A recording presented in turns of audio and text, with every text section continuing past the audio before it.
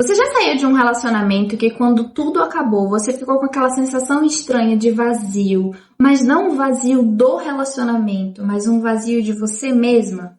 Como se você não se reconhecesse mais depois de tudo aquilo que você viveu com a outra pessoa? Como se você tivesse se perdido no meio do caminho, se emaranhado com a pessoa, e aí quando acabou tudo parece que não ficou nada. Você já teve essa sensação? Você já sentiu isso de alguma forma? Até mesmo sem ser um relacionamento amoroso. Às vezes isso também acontece numa amizade. Hoje eu queria conversar com vocês sobre como amar sem se perder. Esses dias eu recebi uma mensagem de uma seguidora minha no Instagram. E ela falava sobre a dificuldade dela nos relacionamentos. Era que ela precisava sempre performar muito.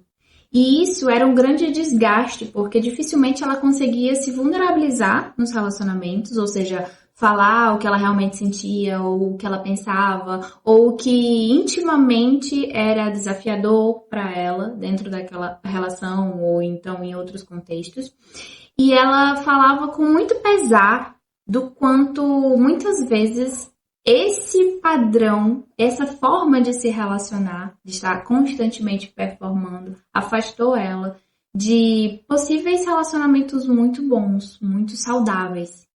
E eu conversei com ela porque isso para mim também já foi uma questão.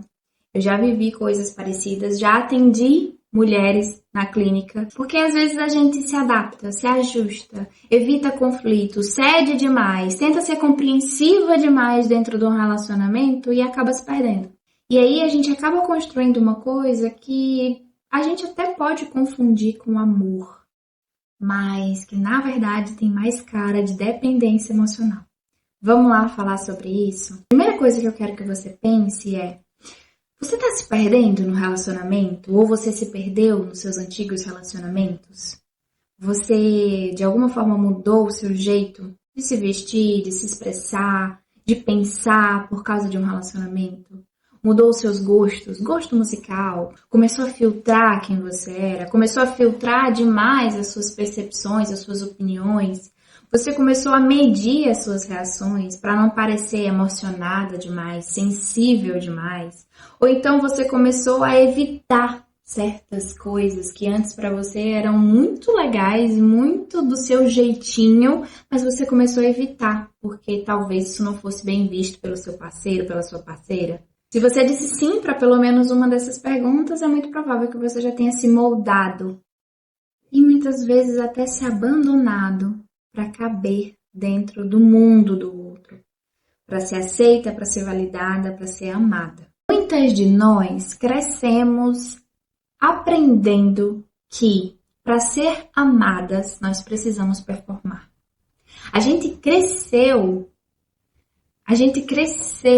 aprendendo que para ser aceita num grupo eu precisava fazer algo. Muitas vezes começando na família.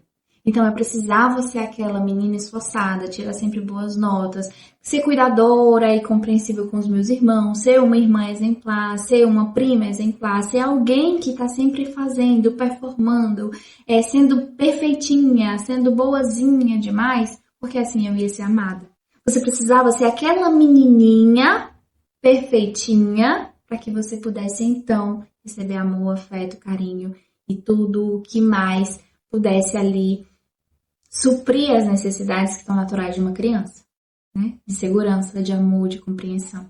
Que isso não deveria nunca ser uma condição do que ela faz, apenas um reflexo do que ela é. E todas as vezes que você errava, você era rejeitada, você era silenciada, punida, excluída de alguma forma, negligenciada de alguma forma. Isso hoje se reflete nos seus relacionamentos. Então, para evitar a todo custo esse abandono, essa rejeição, essa sensação de distanciamento emocional com o outro, eu vou evitar a todo custo que eu erre, que eu seja mal vista, que eu de alguma forma decepcione. E essas experiências na infância, elas vão construindo em você ali essa necessidade de aprovação. Você evita a qualquer custo, mesmo que você tenha que abrir mão de você. Isso é um ponto extremamente significativo que o Gabor Maté traz aqui. no livro Mito do Normal, onde ele fala muito sobre como o trauma ele afeta as relações humanas e a saúde mental das pessoas. E aí ele fala que quando uma criança ela erra e ela é punida ou negligenciada ou silenciada por esse erro, ela aprende que ela não pode ser quem ela é. Um exemplo, né? Eu tenho uma amiga que ela é assim. Ela adora MPB, ela adora um samba, ela adora uma música brasileira mesmo. Mas aí quando ela começa a se relacionar com um roqueiro, do nada, ela começa só a ouvir rock, só música internacional, só música que ela nunca gostou, nunca mostrou interesse, mas ali por aquele relacionamento, ela muda inclusive as roupas, começa a vestir preto, começa a falar sobre isso. E do nada e entra naquela onda e tal, se envolve com aquele cara. Quando acaba o relacionamento, ela volta pro MPB. Ela volta pra música que antes ela gostava e que era, na verdade, aquilo que ela sempre brilhou mais. Ah, mas você tá dizendo então que a gente não pode abraçar um pouco o gosto do outro para poder, enfim, fazer parte do mundo do outro? Tá, mas a que custo? Né? Você tá abrindo mão de quem você é para fazer parte do mundo do outro? E aí eu fico sempre me questionando o que fez o outro se apaixonar por você? Foi porque você era exatamente igual a ele? Ou foi porque você era você? Claro que no início do relacionamento, a gente tende a construir várias máscaras muito bonitas, né? A gente tende realmente a só mostrar aquilo que é bonito. A gente não mostra as nossas sombras, a gente não fala sobre os nossos defeitos no primeiro date. Mas a gente faz questão de mostrar aquilo que é legal. Quando você entra num relacionamento com medo de desagradar o outro, você começa a se moldar, você já não se posiciona mais, você não fala o que você realmente pensa, você vai ali se diluindo, né? Vai se diluindo. E aí quando acaba, o que é que fica? Nada. Não fica nada. Porque você se deu toda pro outro. Você não construiu nada que fosse seu. E quantas vezes o relacionamento acabou porque o outro não te via mais? Então, quantas vezes também você sabota o relacionamento por não manter a sua autenticidade? O mais doloroso é quando você se perde a tal ponto que você não tem mais espaço. O outro passa a decidir tudo, definir tudo, escolher tudo. E você já não sabe mais ser você. Inclusive sentir. Então você não sente mais você por você mesma. Se o outro tá mal, você fica mal. Se o outro tá bem, você fica bem. Se o outro tá com raiva, daqui a pouco você também, ou então você fica angustiada porque o outro tá com raiva. Você não consegue se distanciar, se limitar. Você não consegue entender onde você acaba e o outro começa, e vice-versa. Tudo é uma coisa só. É importante considerar também que esse é um fator de risco dentro de relacionamentos tóxicos. O que eu quero dizer com isso? Às vezes tem sempre aquela pessoa que se relaciona controlando o outro, manipulando o outro, né?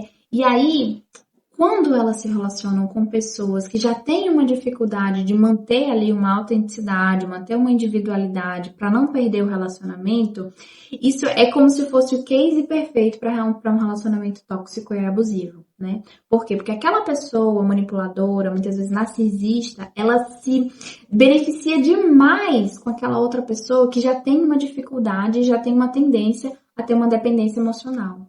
E aí é como se, tipo, o lado sombra de um afetasse completamente o outro. E o outro reforça esse lado sombra. Então, veja que eu não estou culpabilizando ninguém. Eu estou apenas falando sobre padrões de relacionamento. Geralmente, narcisistas, manipuladores, controladores vão buscar pessoas que têm mais essa tendência de se dissolver dentro da relação. E esse é um ponto muito significativo se você se encontra numa relação tóxica, numa relação abusiva. Porque aquilo que vai te fortalecer a sair dessa relação é também resgatar a sua individualidade. Esse é o maior processo de cura de uma pessoa que tá saindo de um relacionamento tóxico. É resgatar a individualidade dela. Se você se identifica com esse padrão de relacionamento, eu quero deixar aqui algumas reflexões para te ajudar nesse processo. Primeira coisa, você vai pegar uma folha de papel, você vai desenhar um círculo nessa folha de papel E ali, dentro do círculo, você vai imaginar que está a sua zona de controle, tá? Quem você é. Os círculos são os seus limites, é o seu limite, certo? E ali dentro desse círculo, você vai escrever quem você é, para além do relacionamento. Você vai escrever o que você sente, o que você quer, o que é que te incomoda, o que é que você gosta, o que é que te interessa, seus sonhos, seus desejos, suas curiosidades, as suas ambições, tudo que é seu, unicamente seu. Fora, você vai delimitar o que é do outro, porque muitas vezes também isso não acontece só no relacionamento amoroso, também vai acontecer nas amizades. Então você vai. Esse exercício é justamente para você exemplificar e desenhar, ou seja, poder visualizar e se distanciar, né? Sair um pouco desse emaranhamento, você com o outro. Quando você consegue delimitar o que é seu e o que é do outro no papel, você já consegue entender melhor aqui o que acontece na sua mente. E dentro desse círculo você vai escrever os seus valores e os seus princípios, aquilo que é inegociável para você. E você vai começar a questionar até que ponto eu estou me perdendo de mim dentro dessa relação. Por quê? Porque um amor de verdade, ele não exige que você se diminua para caber no mundo do outro. Quem exige uma versão editada sua não merece a sua atenção, não merece o seu amor, o seu tempo. Porque não é uma pessoa, essa pessoa não quer se relacionar. Essa pessoa quer apenas manipular. E você não precisa passar por isso sozinha. Se você precisa de suporte profissional para te ajudar nessa travessia, para construir relacionamentos mais autênticos, mais saudáveis, mais alinhados com quem você é, com quem você quer ser, para você começar a escolher não coisas triviais, mas escolher quem você quer do seu lado pelo simples fato que você merece o bom e o melhor. Que você não tá aqui aceitando qualquer coisa que vier. Que você não precisa mais negociar quem você é só para ser aceita. Para fazer essa transformação é preciso muita coragem de olhar para o que dói, de curar o que dói, de assumir, né, o poder de ser quem você é. As dores, os defeitos, mas também o poder.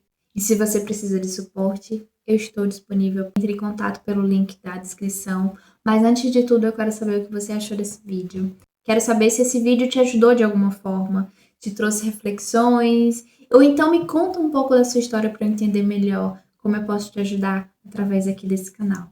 Eu sou Rosa Marques, sou terapeuta e te encontro no próximo vídeo.